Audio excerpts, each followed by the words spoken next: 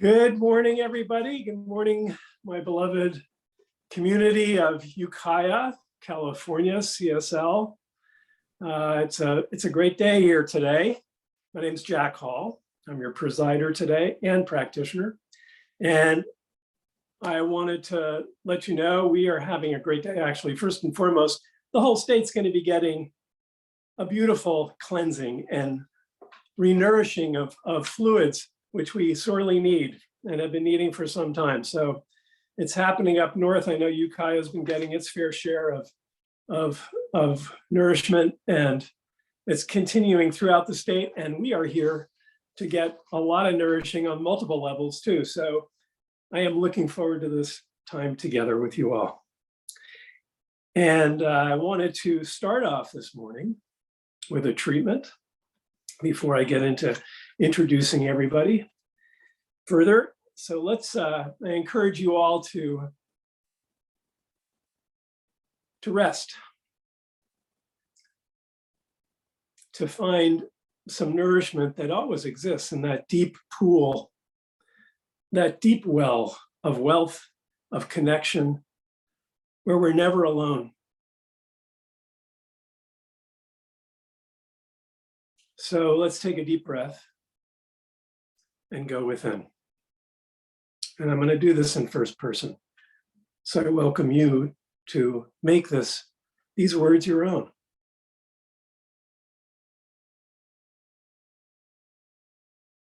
So in this moment, right here, right now, always,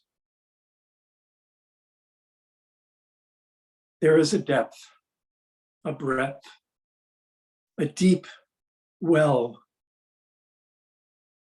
of connection, of being, of life. It is the nourishing waters that cleanse away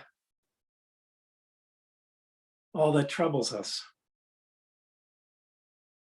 It is that well of, and that wealth of whatever we call it, that connects us to life, to God, to spirit, to the force, to the magical mystery that is always there, providing us with all that we need.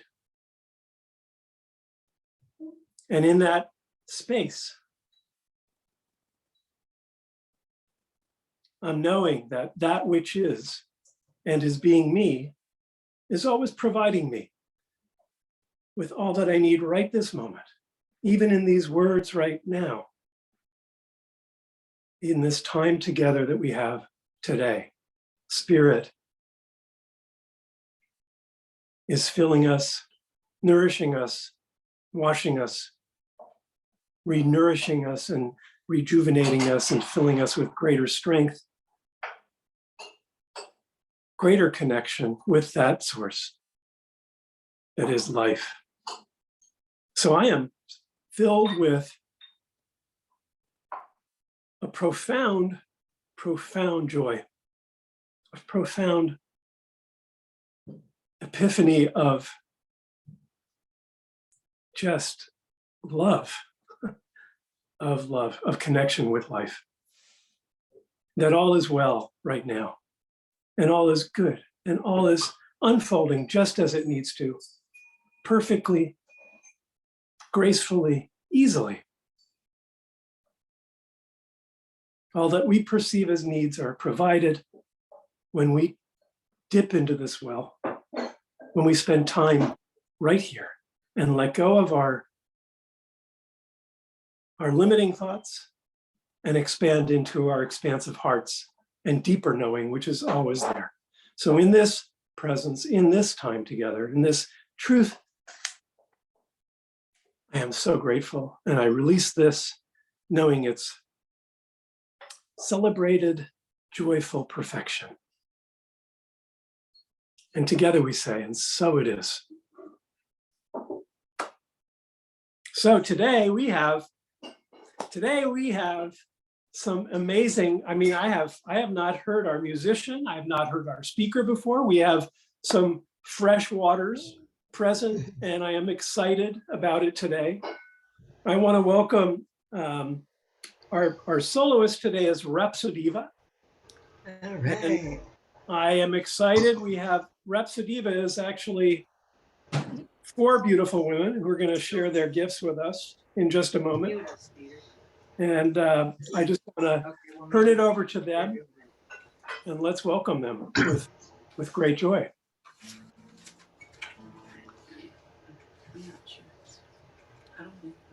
Go ahead and announce it. Can you hear us? That's what we want to know. Okay. No use crying, talking to a stranger, naming the sorrows you've seen. Too many sad times, too many bad times, nobody knows what you need.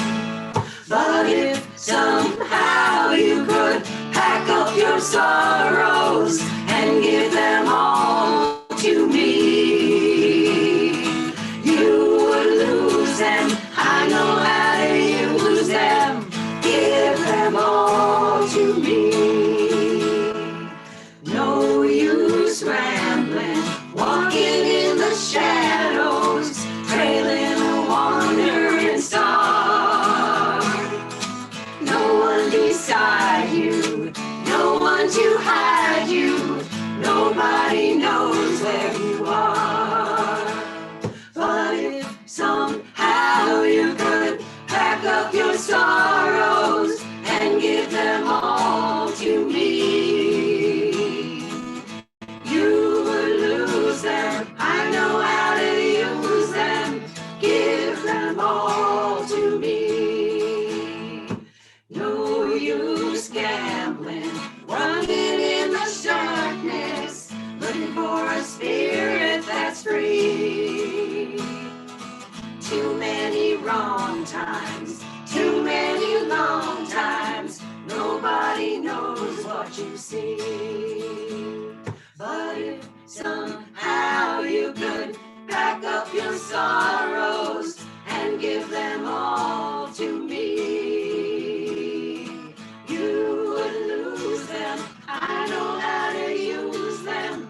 Give them all to me. No use groaning, lying by the roadside, seeking a satisfied mind. Too many highways, too many byways, nobody's walking behind. But if somehow you could pack up your sorrows and give them all to me, you would lose them. I know how to use them. Give them all to me. But if somehow you could pack up your sorrows and give them all to me, you would lose them. I know how to use them. Give them all. Give them all. Give them all to me.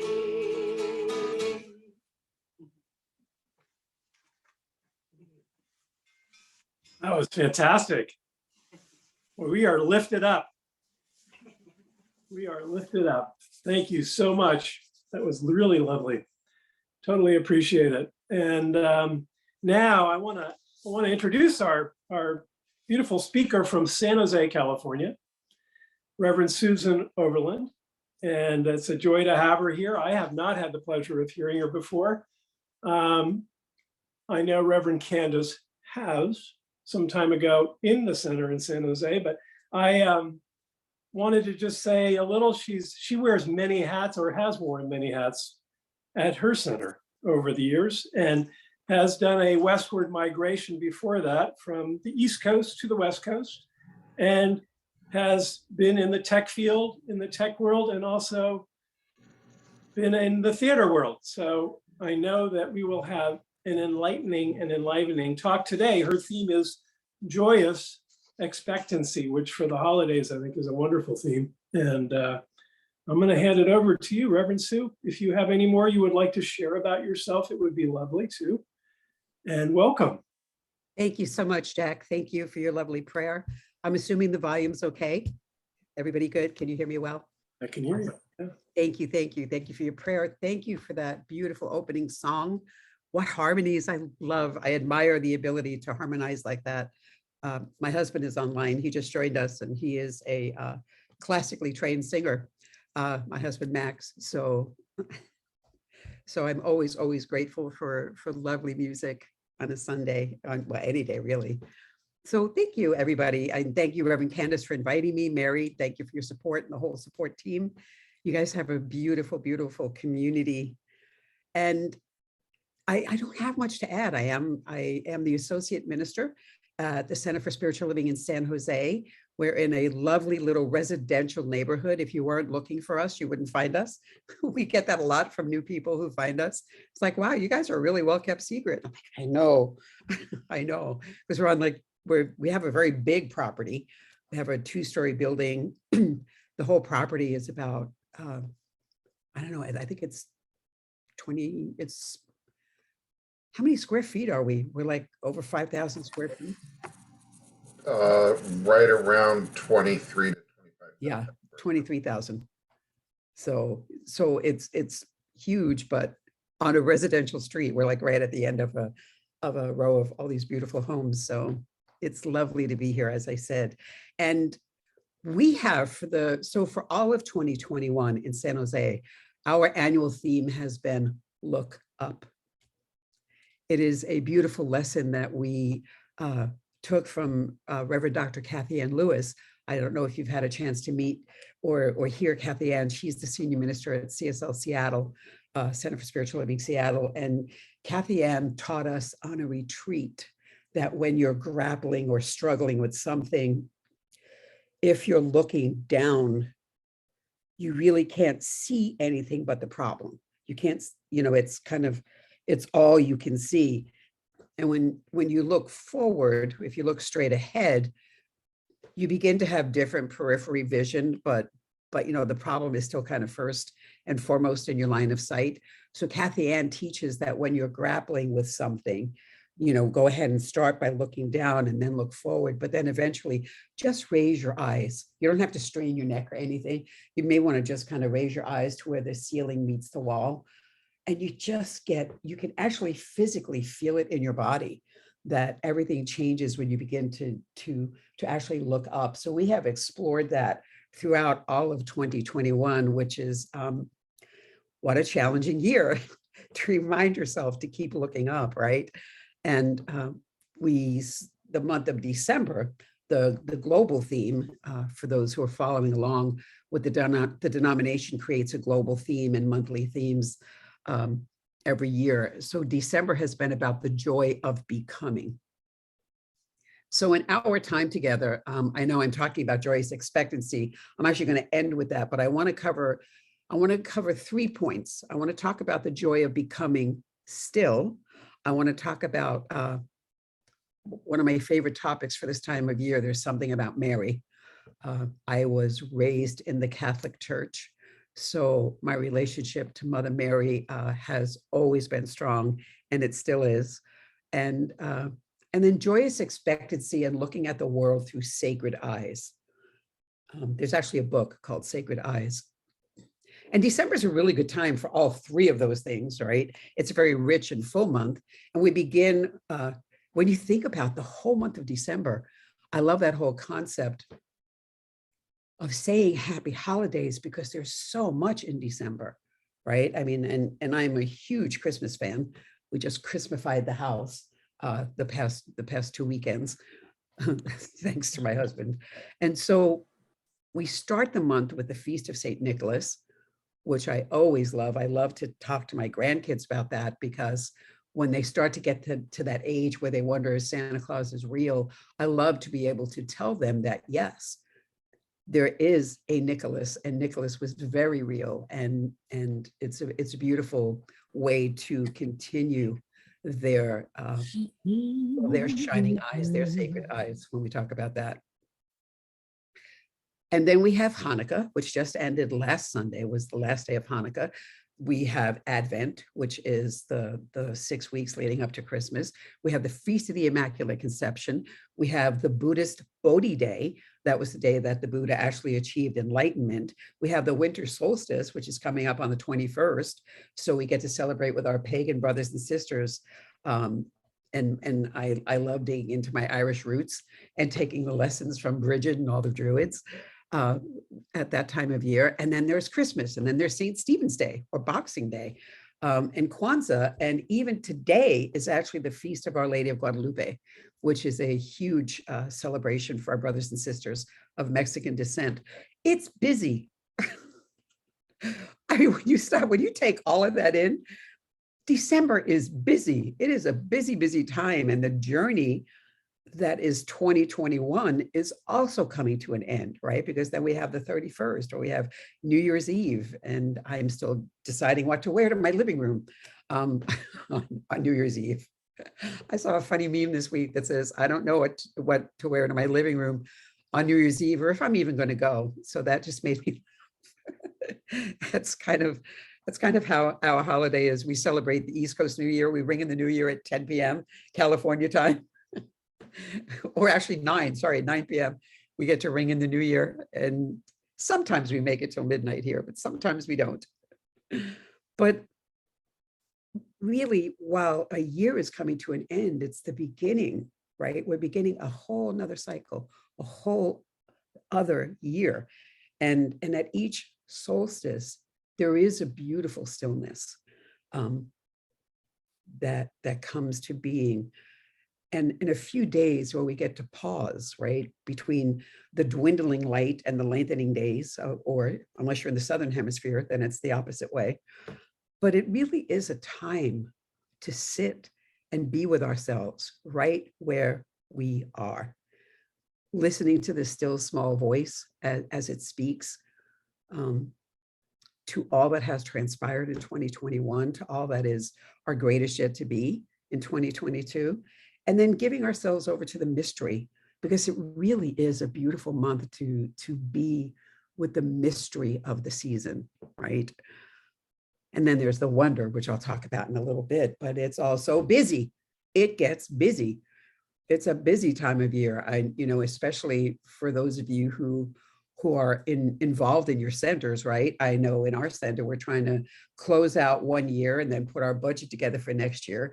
We had our pledge drive in November, so we're trying to bring our pledge drive to a close by December 31st. And then you look at a whole year of another theme and another 52 Sunday topics. So it's busy. But in the stillness, there is time to surrender. There is time to pause, to peruse, and to plan what is next, right? The next descent into whatever we're wanting to grapple with, and then the next ascent, right? And we move from one glory to the next, one glorious thing, one glorious prayer, one glorious service, one glorious song to the next, and we keep taking in all that we have become throughout this journey. I think 2021 was about becoming, because we were coming out of something. And it was, I was going to say interesting, but that's such an inadequate word. It's been a challenge, right?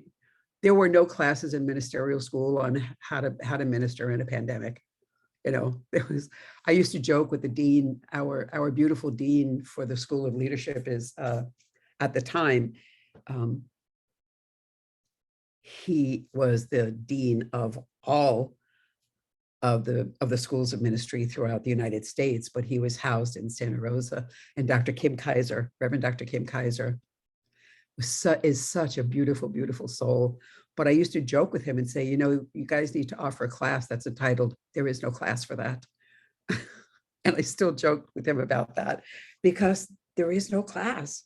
There is, even for those of you who are in professional fields, if you're not in ministry, we all had to deal with something that was so foreign and new and challenging. I dare say challenging.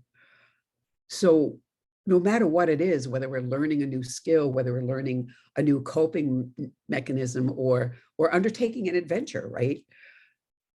We all have a point where there's a critical step when we hit this plateau, right? And we want to assimilate and integrate our experiences that we've just had before jumping into what's next. I think that is such a good practice to actually be with what was and what is before we try to be with what's next, because there's that quiet space. We find that quiet space within us where we can go deeper, right? It's a deepening, a steeping in the experience. And then we hit the joyful expectancy, right? Of knowing that we still stand on the shoulders of those who came before. And we are their dreams fulfilled. That's a powerful thought when you think about it. I mean, how often do you actually stop and think you are someone's fulfilled dream? I think that is a really powerful notion for us to be with. I don't think we contemplate that very often. We're just kind of going along, I'm just being Susan being Susan. And maybe you're Victoria being Victoria, or Jack being Jack, or Terry being Terry, right? But when we can take that pause and be with the wonder of knowing that we are someone's fulfilled dream, it's beautiful when we can do that. Ernest Holmes, in our Science of Mind textbook on page 369, Ernest Holmes says, "Let us learn to be still and let the truth speak through us, to be still and know that the inner light shines."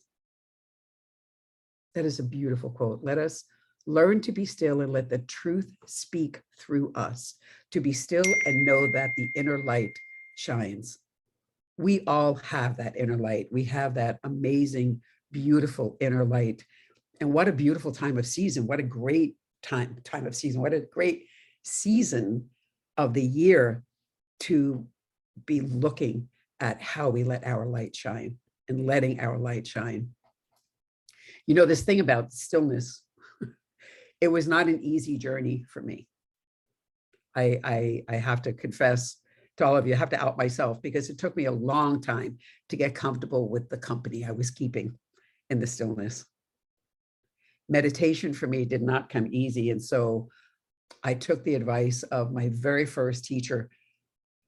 Gosh, it was probably 20 years ago when I took a class called Spiritual Principles and Practices, right? And we were learning all these different spiritual practices. And one of those practices was, of course, meditation. And we were encouraged to just try it for just 5 minutes. And I thought, okay, I could do anything for 5 minutes. And no, I couldn't. And then I had another teacher who said, when your monkey mind, and I'm sure I'm not the only one, right? When all those little monkeys, that committee in the brain starts to chatter, instead of pushing it or trying to silence it or just doing it, I'm meditating now, stop thinking. That's just silly. To be with it, to welcome it and say, oh yeah, that was a lovely thought. And I'm just going to put you aside for right now and go back to my breathing or whatever it was. So I was really, really excited when I eventually worked myself up to 20 minutes. I was so proud of myself. I was happy with my meditation practice. I still am, whether it's meditations that are guided, whether it is just absolute silence, whether it's mantras. I've grown to love all of it, but I was missing the point for a long time about the value of silence. And it was so beautiful. Silence, well, there's a 16th century mystic, John of the Cross, and he wrote that silence is God's first language. And I thought that was so precious.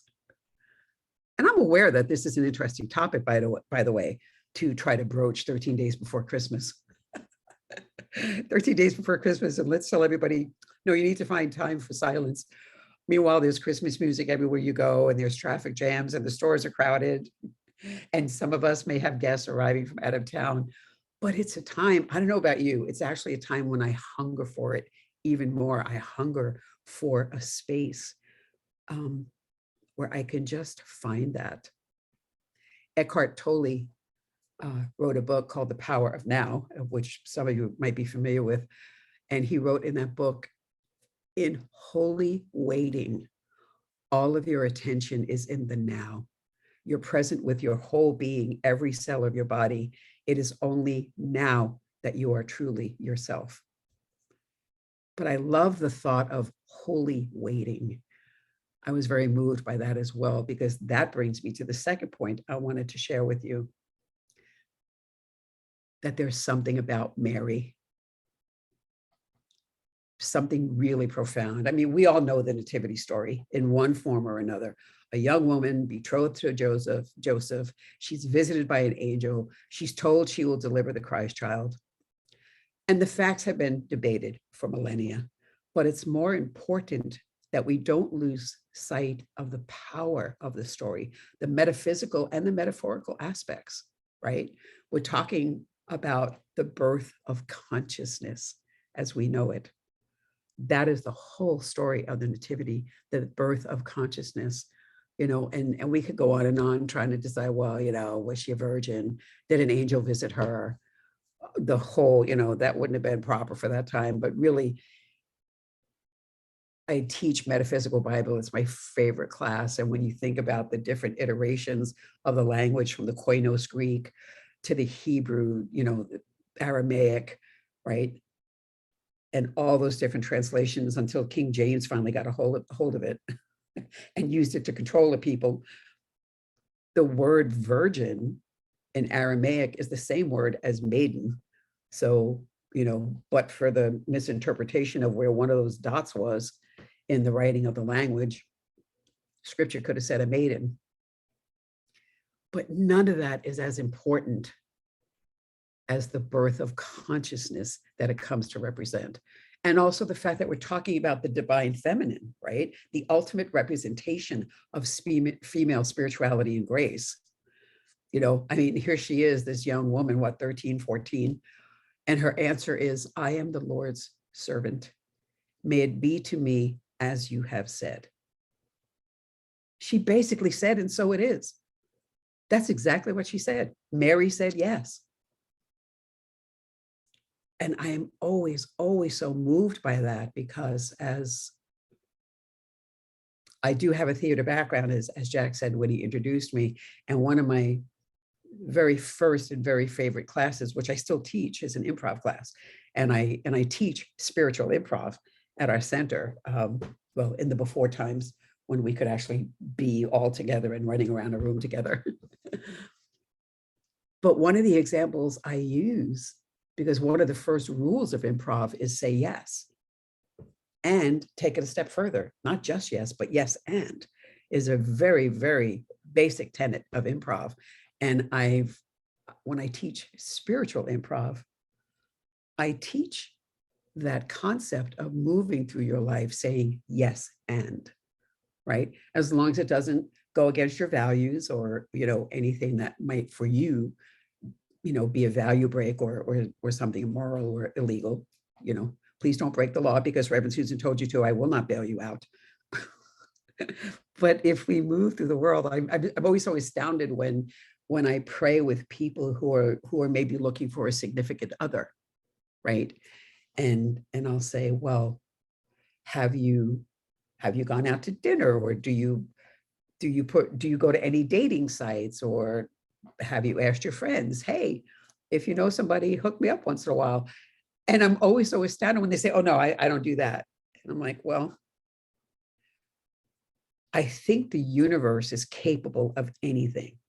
Spirit, God, as I know it, is capable of anything. But I sometimes have an image of God looking like Bob Fosse going, 5, 6, 7, 8, work with me, people. Anything is possible. Miracles can happen. But the odds of the next person ringing your doorbell being the love of your life are kind of slim. You may want to like get out there a little bit. You may want to say yes to invitations once in a while. In fact, say yes and yes, I would love to go to the dinner. And yes, we're going to have a lovely evening and maybe I'll meet somebody. I mean, can you imagine if Mary would have said no? I think about that. I reflect on that probably more often than a normal person, but I do think about that this time of year. We wouldn't be getting ready to have a candlelight service. We wouldn't be decorating our homes and streets with lights at a time of year when we do experience the greatest darkness. I mean, the days are short. I love that symbolism. We might be decorating a tree, but it wouldn't be called a Christmas tree. We wouldn't be opening our hearts to show our love to friends and families by giving gifts. We wouldn't be having celebrations in our churches, our centers, our homes, or big, safely distanced and well-ventilated dinner parties, the new holiday celebrations. In fact, December might be dreary, except that Mary said yes. The facts, the accuracy, they're all irrelevant. The consciousness is what matters. The willingness to say yes to God, even if that to which you're being called seems impossible, right? What? How is that going to happen? I heard another delightful story that could have changed the trajectory of time. There was a church during the annual Christmas pageant, their annual Christmas pageant, and there was a little boy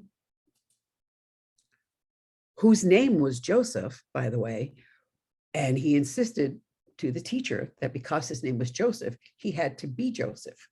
But she had already picked another little boy named David to be Joseph, so she made this little boy the innkeeper. And he wasn't happy about it, but he reluctantly put on the costume for the innkeeper and did all the rehearsals. But when the day of the pageant rolled around, the two children playing Mary and Joseph arrived at his inn and knocked on the door. And Joseph said, "Do you have a room for my wife and I?" And little Joseph, who was playing the innkeeper, said, "Yes, we have tons of vacancies. We have a whole bunch of rooms. Please come in." And the play came to a complete halt. So we have two different examples there. What if Mary said no, but what if the innkeeper said yes? And thereby we changed the trajectory of time. And it's a delightful little story, but it's an amazing reminder. 96% of Christians celebrate the holiday of Christmas, and 81% of non-Christians. That's billions of people celebrating something that began with a yes. Every one of us. We are all here because someone said yes to something, right? And that leads me to my third point. Joyous expectancy and sacred eyes. It kind of starts in October, and I'm not a big fan of Christmas starting before Halloween. I need things to be in their right and perfect order. And in my mind, the right and perfect order is Halloween, Thanksgiving, and then you can play Christmas music. But the wonder of the season begins at Halloween. If you have any littles in your life, or if you have the opportunity to look at those faces as they ring your doorbell with their joyous expectancy, their pillowcases, their paper bags, their plastic pumpkins, shouting trick or treat, it kicks off on that whole season. And I'm really moved by the ability of the youngest of the young to see the world through sacred eyes that can only be found in that childlike wonder. I had a professor who taught Gnosticism. His name was Bishop Stephen Hoeller, Hoeller, Stephen with a PH. If you ever want to look him up on YouTube, he's got beautiful, beautiful lessons about the Gnostics. And I love how it relates to what we believe in science of mind. But he won the very first class. He started the class by saying enchanté. And it wasn't French. He was from Budapest.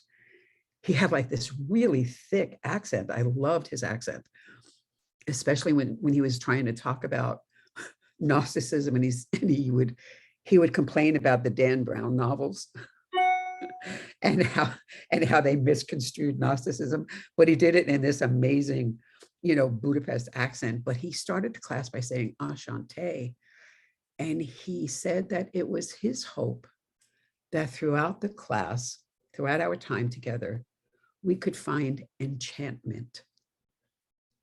He said he always loved the lesson of how the French, when they meet one another, say "Enchanté," but it literally translates to "I am enchanted." And that has always stayed with me, to be able to move through that world from a place of looking, maybe not at everything, but trying to find it. That's the key. Trying to find that, looking through sacred eyes and finding things that bring wonder and enchantment back into our lives. I mean, come on, how often do you put fun on your calendar? To actually put it on the calendar. I was looking at, my daughter-in-law is she was an English literature teacher. And then she became the director of activities for her high school where she works at. And now she just got her master's degree. And after the first of the year, she starts a brand new job as the vice principal of activities and communications for another Bay Area high school. But I was looking at her schedule one day, and there were so many things as an events coordinator for a high school that were actually fun. I was like, you actually have fun scheduled on your calendar. And she said, well, yeah, with the activities director, you have to have that. And I went, well, I don't need to be in high school to do that. How do we maintain, or what do we do to capture that joyous expectancy? I remember being a kid growing up in Brooklyn and waiting. Of course, as a good Catholic, I always prayed to Saint Eulalie, who is the patron saint of snow, in case you didn't know that, because we all wanted snow to happen, number one, because if it was bad enough, we'd get a snow day, right? And number two, it was a white Christmas. We wanted a white Christmas, I didn't care for it very much in April when I had a brand new Easter outfit that I couldn't wear because we had some kind of like March coming in like a lamb and out like a lion. And sometimes Easter landed in late March and we get like some blizzard, and then I couldn't wear my Easter outfit, but I absolutely wanted it at Christmas. And I remember just waking up and running to the window, and when everything was blanketed in white, it was amazing. It's almost like it was the wildest thing to live in a place like Brooklyn, or to be in New York, even in Manhattan, and have everything stop. A city like that actually come to a halt, and to see kids playing in the middle of the street, right, on homemade snow saucers, which were really cardboard boxes or metal garbage can tins. But the magic of it, the wonder, that joyous expectancy that there would be snow, was amazing. And then one year we took our granddaughter. She's the oldest granddaughter. She's 11. But when she was younger, we spent one Christmas at Disneyland. It was the first time I had ever experienced Disneyland at Christmas. And as crazy as that can be, I would encourage anyone who can get to Disneyland or Disney World during the holidays to go, because the most magic thing is being on Main Street after the parade when they do the fireworks. But then at the end of the fireworks display, the voice of Julie Andrews blasts throughout the entire park singing "Have Yourself a Merry Little Christmas," and it starts to snow. I mean, come on. Nobody knows how to do it like Disney, but the beauty is seeing all of these little people on the shoulders of their moms or dads with their hands reaching up, and their fingers spread so wide trying to catch the snow that their hands look like stars and their faces are amazing. And I stand there and I sob like a crazy woman, just from the sheer beauty of it, from the joyous expectancy on all of these faces. Robert Keck is the author of the book that I mentioned, Sacred Eyes. And Robert said, if we look with cynical eyes, we see a truncated vision, bereft of hope. It is with sacred eyes that we can see the larger, more realistic picture. Sacred eyes can penetrate through the opaqueness of materialism and reductionism, and it can sort through the chaos of our current time to see the emerging values of the 21st century. I want to leave you with the thought of looking at your world, not just this month, but maybe as we head into 2022. What can you do to bring a sense of play, a sense of wonder, and to help you look at the world through sacred eyes? Most of our lives are really full, right? Most of our lives are very full. So this is the call to action. First of all, I would love you to take a moment and repeat this affirmation. I sit in joyful expectation of the revelation of God. Please repeat that with me. I sit in joyful expectation of the revelation of God. I think that's a great affirmation, and I am going to put it into the chat so that you have it. And then I want you to think about how and when you can work in a conscious time for stillness and pause. And even if it's not something you're currently doing, what might it look like if you did, right? If you scheduled a time for conscious stillness and taking a pause, and I'll put that in the chat. And then at some point, anytime between now and December 31st, I want you to light a candle. And as you do so, think about an intention for your life for which you will say yes. Create an intention for your life for which you will say yes.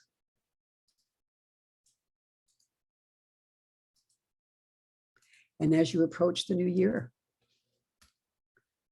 what yes in your life will that sacred flame represent? Maybe you can keep that candle. Maybe every now and then you can light it as part of your spiritual practice or your quiet time. But those are the three things. Find conscious time for stillness and a pause. Light a candle and think about an intention for your life to which you will say yes.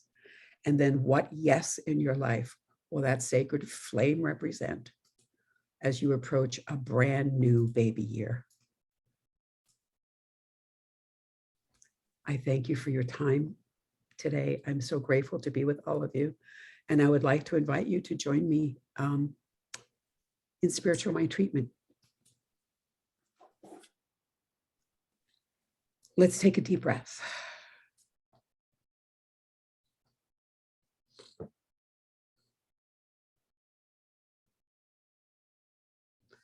I love that every time we pray, I believe we mirror how life began, on a breath and on a prayer.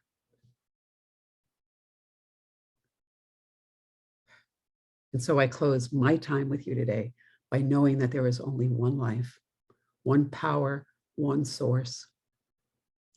It has so many names, yet it is nameless. It has many faces. I'm looking at some of them right now, but yet it is formless. It has many voices, lifted in prayer and praise and worship and celebration, but yet it is also silence. It is the earth, wind, fire, water. It's the Vedas. It's Holy Scriptures, the Bible, the Old Testament, the New Testament, the Science of Mind textbook. It is a presence that is constant, and it encompasses everything. Everything, even the things that I put labels on, like good or holy or not so good.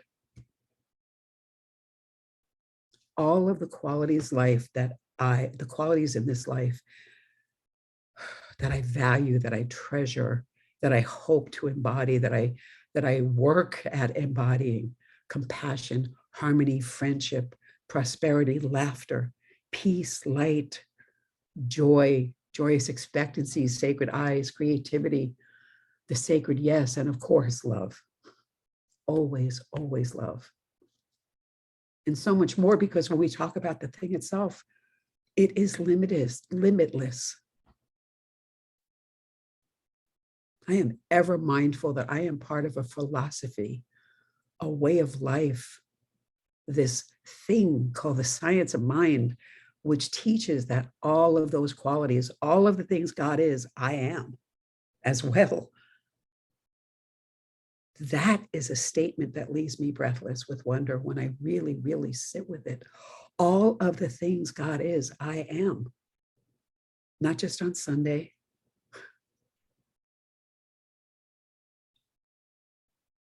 Socrates said, wisdom begins in wonder. So today I create this declaration for all of us, for me, for you, anyone within the sound of my voice, and beyond that, and beyond that. A declaration of wonder. Let us create an intention of wonder, of awe, of enchantment at the amazing God qualities that exist all around us. It's in the rain, it's in the lights, it's in the carols, it's in the food, all calorie free because it's December. Let us take the time to show compassion to those dealing with grief and loss. Let us work in harmony and friendship with everyone in our lives, family, co-workers, leaders, volunteers, clergy, the grocery clerk, the person in front of you in line in the store, maybe the person that you let get in front of you. Let us share from our overflow so that we can prosper someone else. Let's pay it forward. Let us find ways to show up as peace and light. Let us laugh a little bit louder or a little harder and express joy whenever we can. Laugh out loud. It's so good for you. And let us show up as love. Let us be love in a million different ways. A million points of light. I'm deeply grateful for the wonder that shows up in my life and in yours today, throughout the season, 2022 as well. Let's begin and end the year as we begin and end life on a breath, on a prayer, and with great wonder and amazement. And from that place of gratitude for all that is, I release my word, this declaration, into the law of life, knowing all is well. And so it is. So it. Wow, what a gift for the season. Thank you so much for being here, Reverend Susan. That was beautiful. What a rich space you've created for us today. Thank you. And along that line, I don't even want to move on. I can just sit in this space for a while, and I will carry it with me into the day and into this season. But I invite us all to take a moment now as we move into our offering time, as we've continued to offer the gift that is within and the gifts that are abounding through ourselves and our lives, that is spirit. So I encourage you all to take a moment and say and express and make this offering affirmation one of yours as well. Divine love through me blesses and multiplies this gift. With all my heart and with all my mind, I know that I am saying yes to something I value. And with all others here, we dedicate these gifts to the values and vision we share. Thank you, Mary, for putting that up. So we're going to go into a few announcements. We're continuing our Sunday services in our current form of live and so in person at the center in Ukiah, and also here on Zoom. And invite you that are visiting us through the magic of the internet and the wonder of it to also look at our center's homepage, which is the www.cslukaiah.org.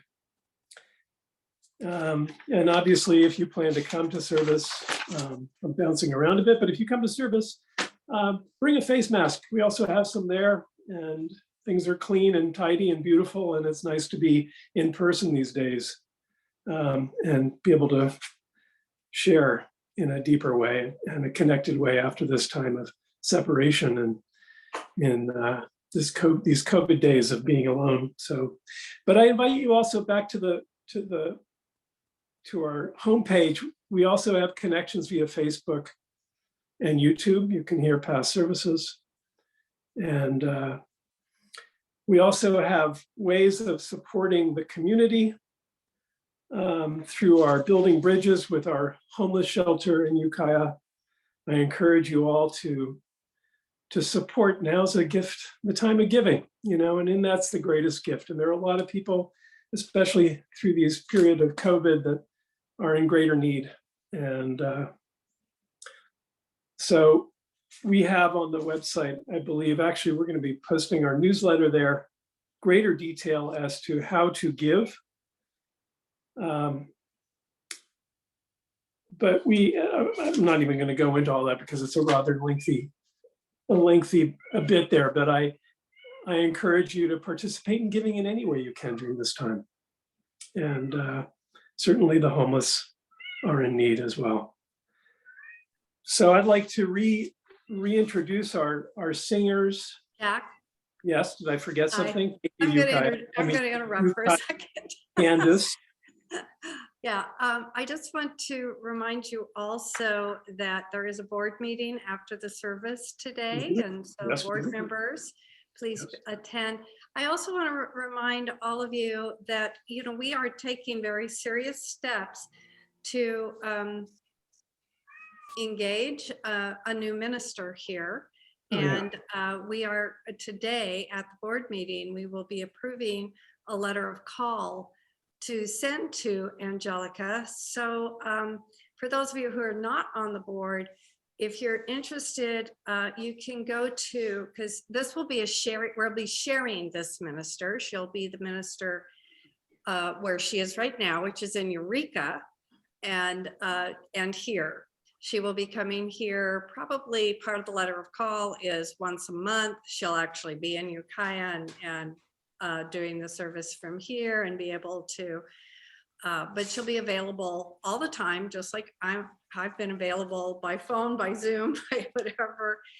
But if you'd like to know a little bit more about her, you can go to YouTube, to the Eureka Center for Spiritual Living, their YouTube page, and you can hear her give talks. And right now she's amazing, and she's also part of the reason we got Reverend Susan this week and Reverend Raymond last week, and several of the others, was because Angelica encouraged me to reach out to these people because she had, and they had all said yes. And so I was like, oh, cool.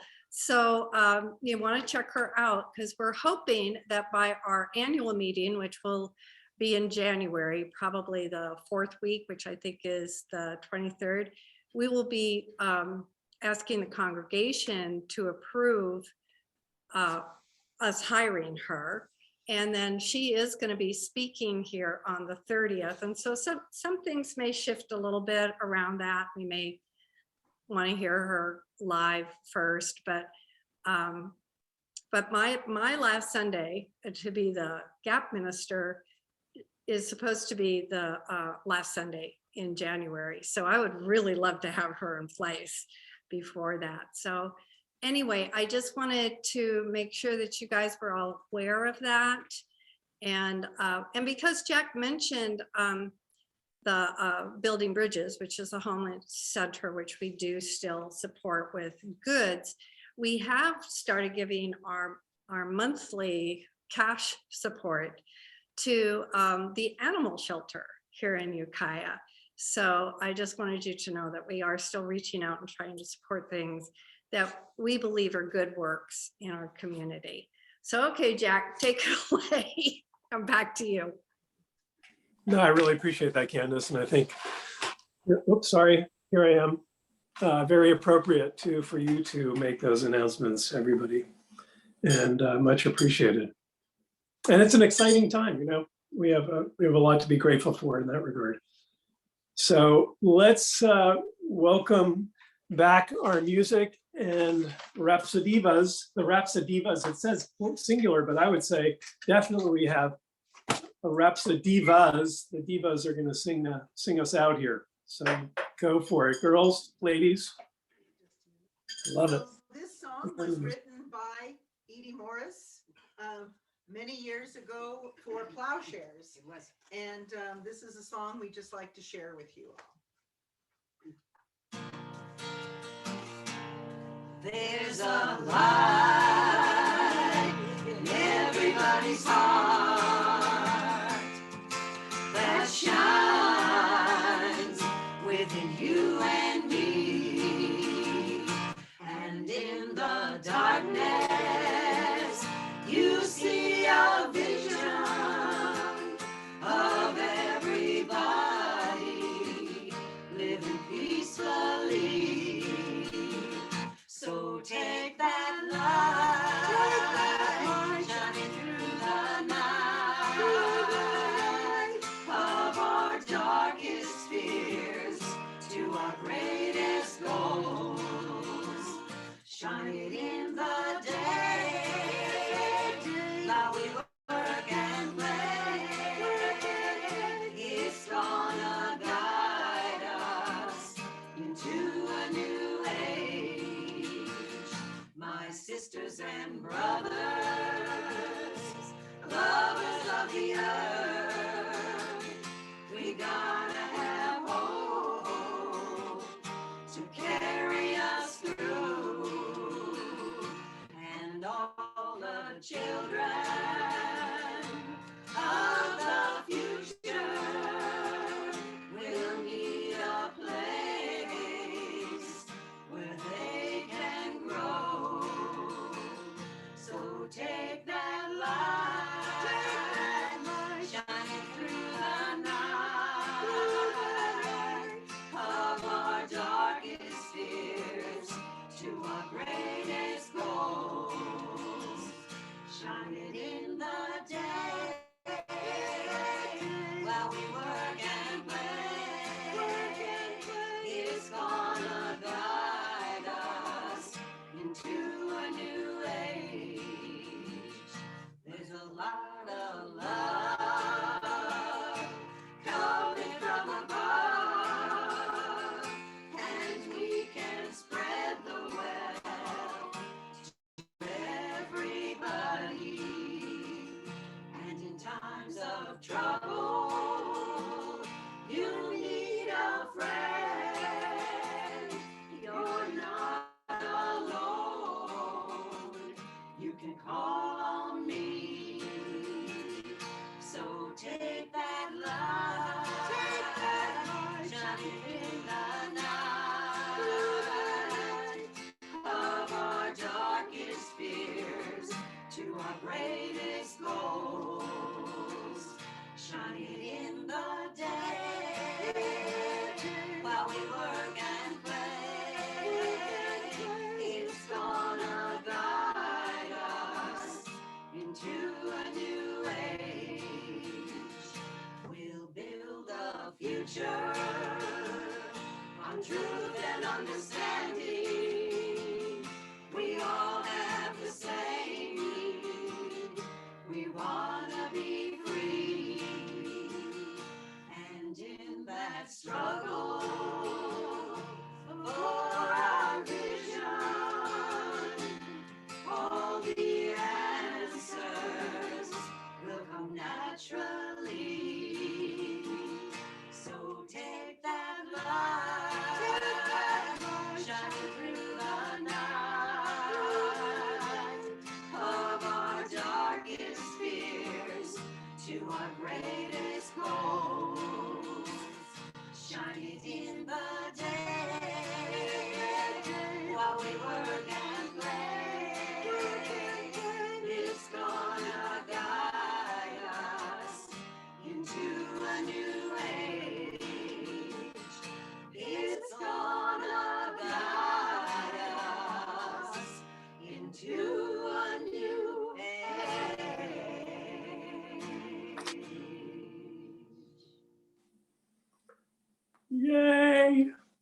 lot of light, girls. Thank you, ladies. Beautiful. Thank you. Fantastic harmonizing and singing.